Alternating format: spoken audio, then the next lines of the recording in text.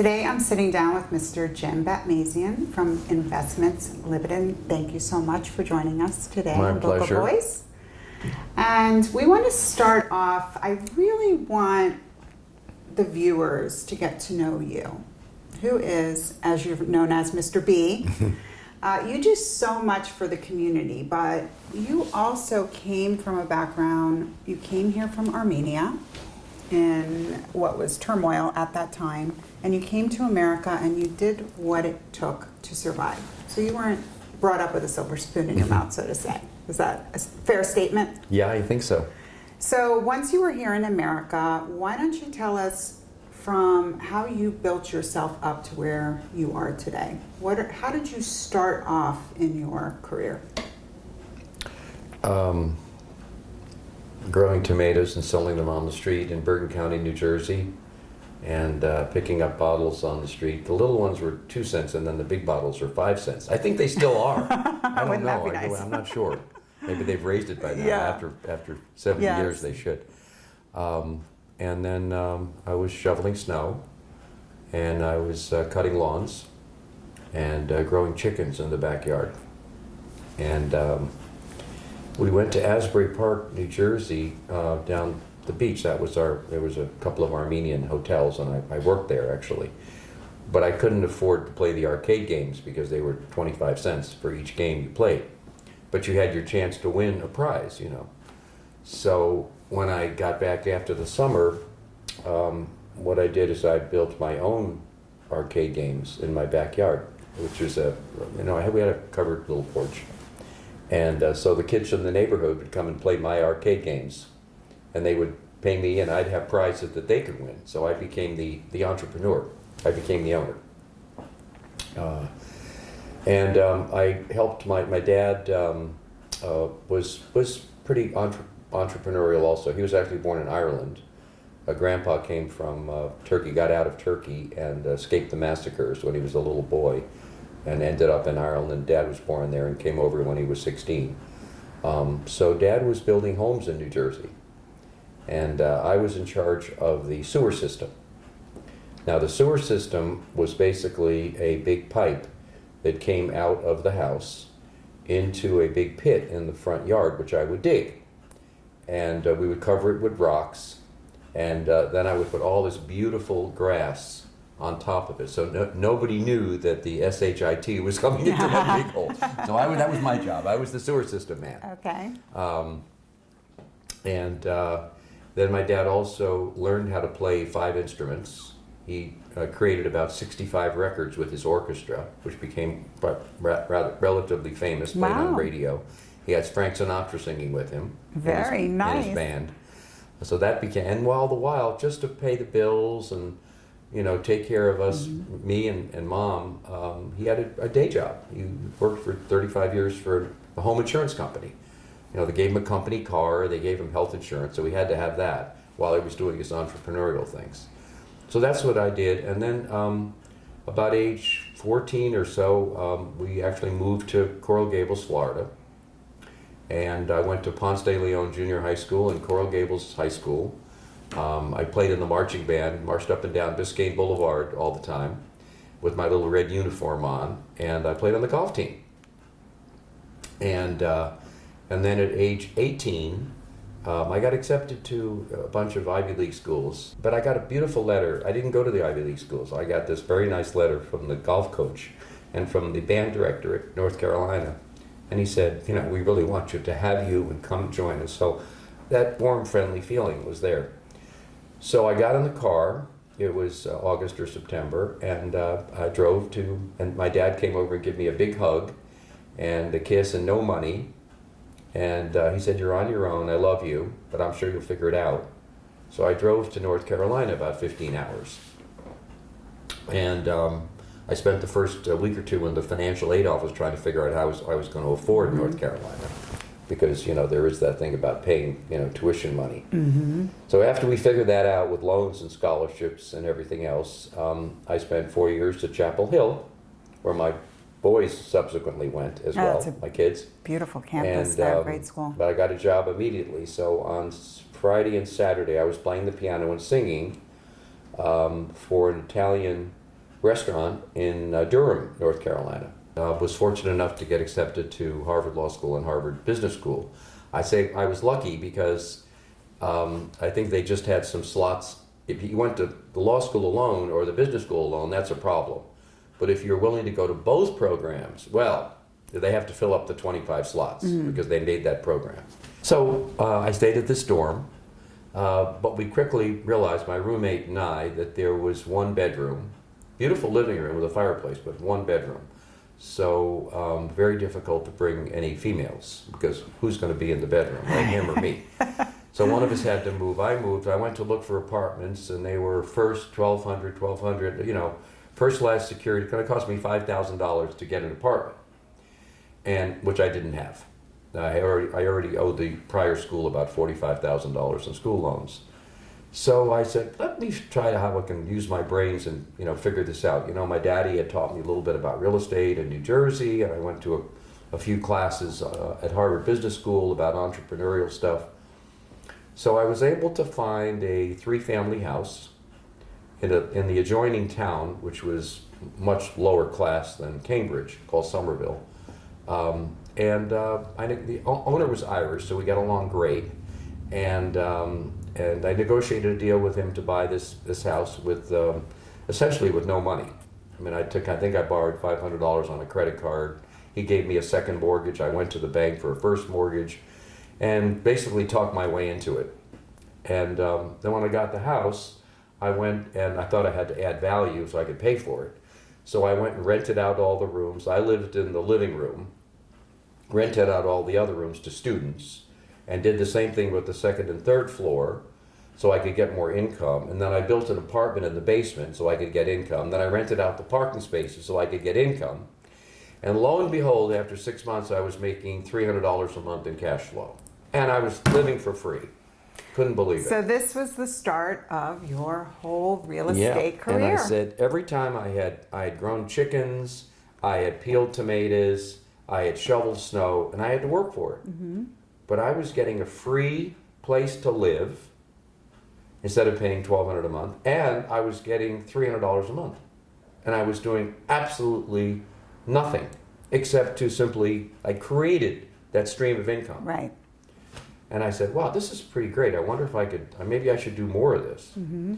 So while I'm going to school, which is I have to go across the Charles River, one day to the Harvard Law School, one day to the Harvard Business School, back and forth, I went to the bank and said, I look what I've done here. I mean, the house is worth, 50% more than what I paid for it. And I got this income now. So what do you think, boys?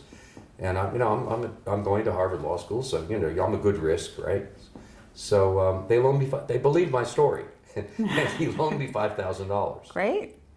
So I took the $5,000, and very quickly, probably within 6 to 12 months, I bought 5 more 3-family houses. So now I had 18 apartments by my in the second year of school.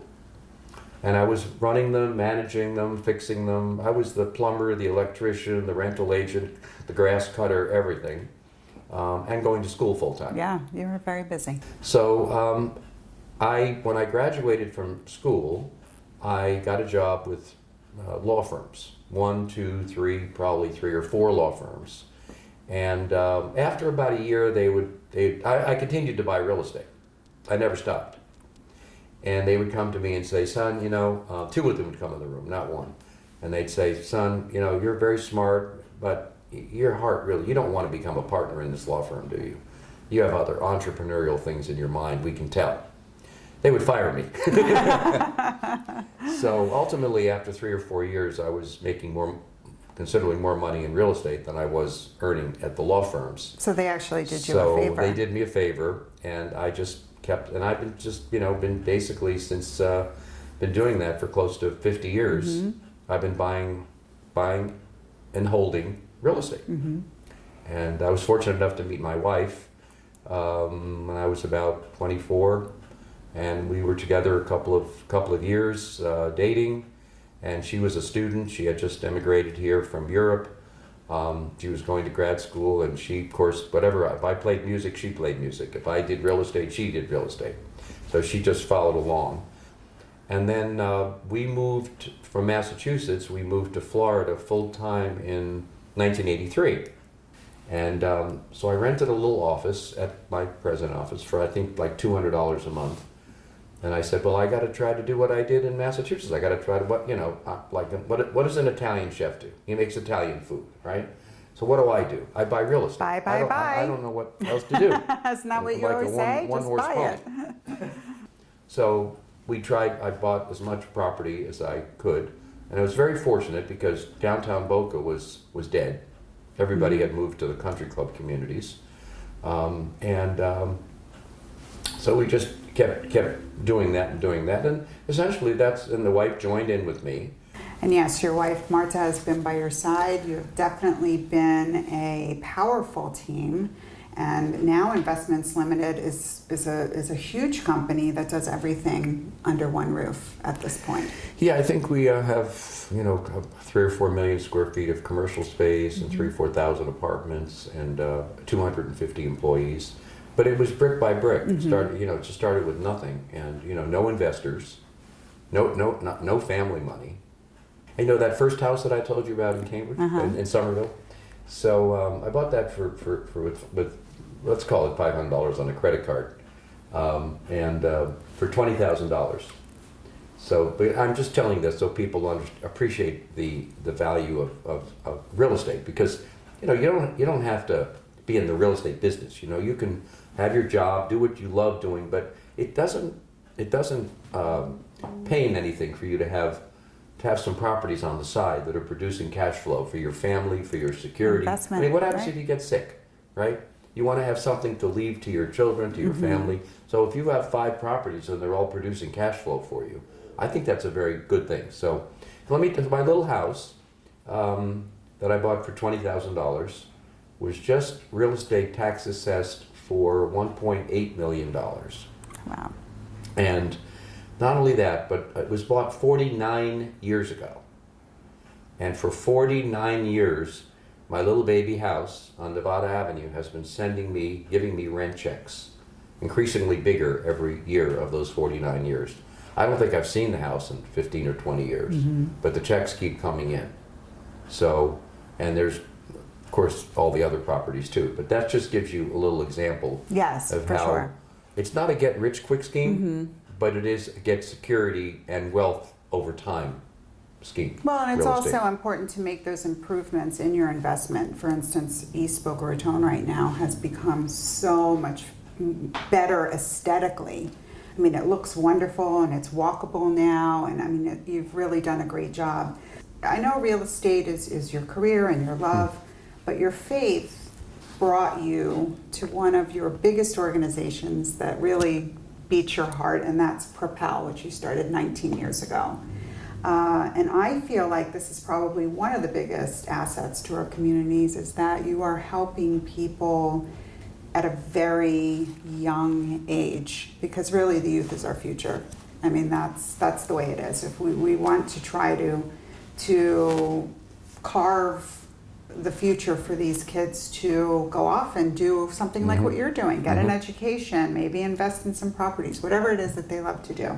So let's talk about Propel. 19 years ago, you had this feeling, you feel like God said, you need to be here. Well, it starts more like about 30 years ago when I wouldn't go near the housing project because I was scared of it. So it was not a very safe environment for you to go to, and I stayed away from it until 19 years ago. And then I got a wonderful message at church, actually, and it was like God pounding in my heart and telling me that I had to go there. So Monday I was there, banging on doors and seeing how I could help, and gave out notice that we were going to start having our Monday get-togethers at Dixie Manor, the housing project. So every Monday, I don't know, it must have been for 5-6 years, we would get together and bring lots of food and help and resources and books, and we would try to be a helpful source, a mother and father, an educational source, a networking source in their lives. And they all would show up, and some of the kids alone, sometimes with their moms. And then eventually it started to develop a life of its own. We got a study center. And so the idea is that the kids get out of school at 1 o'clock or 2 o'clock in the afternoon. So if they're let out on the street after school, they're going to do nothing but get into trouble. And these are the kids that end up in our prisons, primarily for drug dealing, not using, just dealing. They have to find some way of making quick money. And they're poor and they're hungry and they're desperate and they're So this gives them a uneducated. place to go. So now, well, we bus them. When they get out of the door, they're waiting there, and our bus comes in vans. We come pick them up, and we take them to our Christian Study Center. Now we're teaching them music and art and dance, fun, food. We take them to Dolphins games, and computers. But I think the most important thing is we get their grades up from C to A. We get their SAT scores up. And we get them, when they get accepted to college, they get a 4-year scholarship to college. That's amazing. FAU, Palm Beach Community College, whatever. And it changes the whole, not just their dynamic, but all their brothers and sisters. It changes the whole dynamic of the family. We now have a college-educated kid. A lot of them, of course, go on to graduate school. They come back and clerk for me as young lawyers. It's an amazing change in their upbringing. That has to be very rewarding. This might be the key to changing our country around. Because if we can get these kids at a young age, and we can have, let's say we have Propel schools all over the country, right? So if you're underprivileged, if you need help, you're not going home to a dysfunctional family, where you, by the way, you might not only commit crimes, but also get abused. You're going to go to a warm, loving, caring environment. And then you're going to be taken home at 6 o'clock or 7 o'clock to have your dinner. Maybe you'll come home with a bag of food from our Propel. And if we had this all over the country. So I've been helping Tony Loudon's program in Macon, Georgia. And I've committed to start another school in Atlanta where he says it's sorely needed. It's in worse shape. And I'm going to fund the first year's program. And we have, of course, our program in Boca Raton, which is self-perpetuating now. So if something happens to me, it still goes on. Right. Not dependent on Jim Batmasian anymore. But I have volunteered to start another program, which we think is going to be in West Palm Beach. So now we'll have 4 Propel programs going. Well, I believe you said your goal is to get 100 of these nationwide. All over the country. I'm meeting with some legislators, state and federal, in Florida that are friends of mine to talk about start incubating in Florida a number of these Propel programs. It's wonderful. I also want to talk about, we're actually in the Office of Changing Lives, which is another program that Jim Batmasian is involved with. And this started with First United Methodist Church. It did. You went to volunteer. It did. And Changing Lives literally fits the name. He's changing people who are homeless on the street. Maybe they have abused drugs, terrible home life, and you are taking them in, giving them an opportunity, and it's not permanent. The hope is they come in, they turn their life around, and then you set them free to go on to do bigger and better things. Yep. Well, just a little background. It was probably 6 or 7 years ago, and I just saw a little squib in the bulletin at First United, and it said, if you want to help homeless people, call this number. Her name was Ann. So I did, and I was involved with them for several years, went to the meetings and so forth. And we were helping homeless people. We were really giving them things. That posture has changed. And I think at 3 o'clock in the morning, I said, what are we doing here? And I think, well, we're trying to change people's lives. So I said, that's it. That's going to be the name. Let's call it. So we filed for a 501c3. Sam, our counselor, director, he was a counselor, but I'd made him into a director. He came into my life, and I adopted him. And I want to tell you, since we've started doing this, it's only been maybe a year and a half, God has blessed this organization with so many people and volunteers and resources. I just can't tell you. They'll call up and they'll say, geez, I heard what you're doing is so wonderful. How can I help you? And we're talking about doctors, lawyers, candlestick makers, psychiatrists, other organizations that want to help get involved. Sam said it today. He's been doing this for 40 years. He said that and it's been a year and a half. He's never, ever in his 40 years had the batch of volunteers, the quantity of volunteers that we have now for changing lives helping us. Because you can't do it yourself, No. right? It all depends on And them. we do live in a And very they put their giving heart community. and their soul. You know, the doctors give us free time. The lawyers give us free time. The psychiatrists give us free time. People are donating things all day long. I can't tell you, because you couldn't do it without that. No, this is a big undertaking because you have to think when you said psychiatrists, these people mentally have to be changed as well, and physically with getting off of drugs and alcohol. So it's a whole encompassing, and it literally takes a village, Right. and you have one now. Right. And we've also been blessed with 5 sober homes. And you know, some of them are thieves, and they're not in it for the right reason. But we've found ones that had the good hearts and were in it for the right reason, not for money, but to help people. And most of the sober homes that we deal with are all basically recovering addicts themselves, and they realized how important it is to change people's lives. So literally, we get together on Saturday and we help them, and of course we give them resources and food and clothes and so forth. But they can get that in a lot of places. What we're trying to do is get them so they can make the income for themselves to buy their own things, to have their own Be independent. dignity, independence, get their life back, and so they can pick up the telephone and call mommy, daddy, Uncle Luigi, their kids, and say, "I'm back again. I'm back again," and make them believe that they're back. If that goes good, then we buy them. We don't buy them. We finance them a car.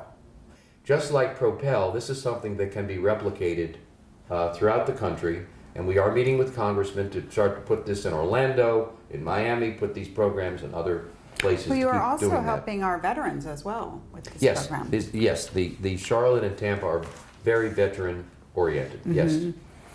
Now, we could be here for a long time to discuss all the organizations that you're involved with, you and Marta. I know she also is encouraging the youth. Like, she has the Children's Science Explorium, which is in Sugar Sand Park. And you also have, just one more I'm going to mention, and then we're going to shift gears again, is the Walk of Recognition. Sure. Why don't you touch on that a little bit? Tell us. Sure. Well, the Children's Science Explorium was basically just a bunch of science toys at Meisner Park, called the Boca Mall, and they were going to tear it apart, and they tore down the Boca Mall. So my wife single-handedly rescued those science experiments, took them over to our shopping center in Royal Palm, and we incubated that for 10 years without any cost. They had occupied about 6,000 square feet. And kids would come there after their school and play with these science, and the science teachers would come and teach them how to use their hands and their brains with the science experiments. Marta coined the word explorium. It's now in Webster's dictionary. It didn't exist before. And she was able to convince the city founders to take it over to Sugar Sand Park. So now it has a complete life of its wonderful. own. It's completely funded by nothing to do with the Batmasians, and it's benefiting children forever and ever in their scientific endeavors. The Walk of Recognition started, I don't know, maybe 15, 20 years ago, I'm not sure. And she thought it was very important to recognize people that had been helpful to our community in Boca. In other words, people, the sweetest thing to a person is their own name, right? So if they see their own name in spotlights, wow, you're great, you're wonderful, everybody else looks at that and say, well, I want to be great and wonderful. How do I be great and wonderful too? How do I get recognized? And the answer is, It's good, it catches well, on, it gets people involved. Why don't you do wonderful things and put your name in the pot, and the committee looks at it, and maybe you'll get voted, and you're going to get your brick in stone for permanent, and now it's at Royal Palm, our shopping center. So Marta started that, and now she's in partnership with the Boca Raton Historical Society. So now it's going to have, which is its own nonprofit, it's going to have a life of its own. Keep rewarding people so they do better and better and better things Plus, for our it's good because you for our want to community. you want to recruit, keep recruiting people who want to volunteer and give from the heart, and they get recognized as they should. So it's wonderful. Well, that's why she was Woman Volunteer of the Year, and she also got the Ellis Island Gold Medal of Honor which was also given to Ronald Reagan and Paul McCartney of the Beatles, and my wife. Oh, that's awesome. That's so great. You've both done a lot. And we've been together for this community. We think we've been married 46 years, a long time. That's wonderful. So recently you were pardoned by President Donald Trump. Congratulations on that. This was definitely a long time in the making. This is not something that happened, that started during Trump's campaign, correct? I think it actually started during Obama's reign 5-6 years ago. Mm-hmm. And this issue that you had, the reason why you had to get pardoned, why don't you explain to our viewers how this even came to be? Back in 2000, started back in 2001, we had people working for us that were part-timers. Part-timers means, 20 hours a week, and then we had some real estate type agents, broker types, and my bookkeeper construed them to be independent contractors. They get paid for 20 hours, they get paid 20 hours. Real estate brokers did this, they get paid for this. It was 1% of our payroll, but nevertheless, the IRS construed that they should be paid as W-2 employees. They didn't want to wait for their taxes to be paid at the end of the year. They wanted their taxes taken out every week and paid to the government. So the law is that it was more than $15,000. It was about $70,000 per year, and so it was deemed criminal. So the IRS, they're not really loving and kind and friendly people. Not delicate. They basically said, you raise your hand and admit you committed a crime, or we're going after your wife, and then if that doesn't work, we're going after your kids. So the better part of valor, Daddy raised his hand.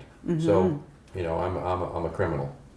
And then Obama passed the Know Your Customer rule that said, well, if you're a criminal, the banks can't do business with you.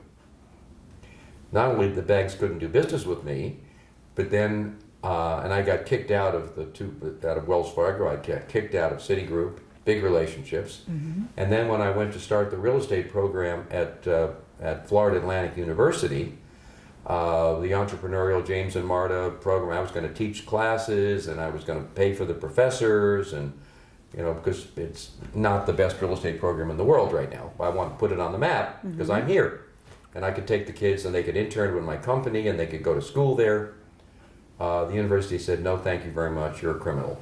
We can't have anything at our university that had anything to do with you.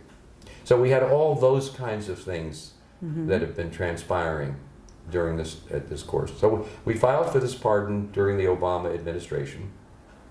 And it's gone through, obviously lots of gyrations and so forth and so on. But really, during the last 3 to 6 months, like God showered down on changing lives and brought all the blessings and all the help, he did the same thing.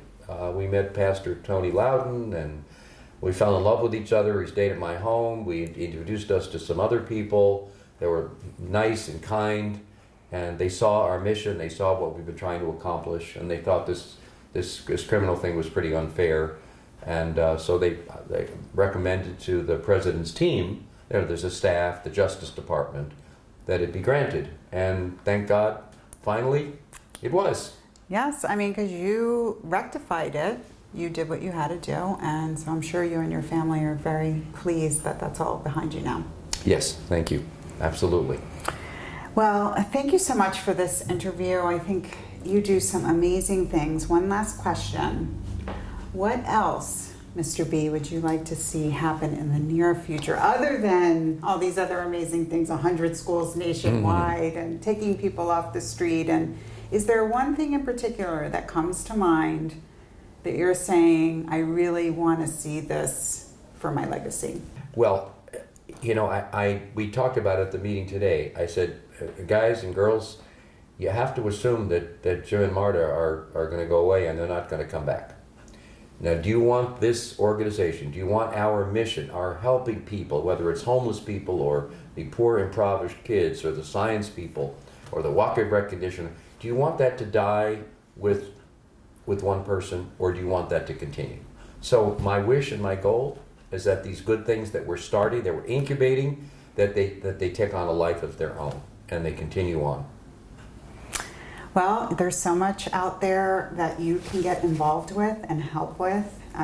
You've heard all the names of these organizations. Mr. Batmasian is not hard to find. You will find him every Saturday at United Methodist Church. So get involved and let's help make his wish come true. Thank you so much for joining us. It was a pleasure to talk with you today. And you too. Thank you so much. I'm sorry I talk so much.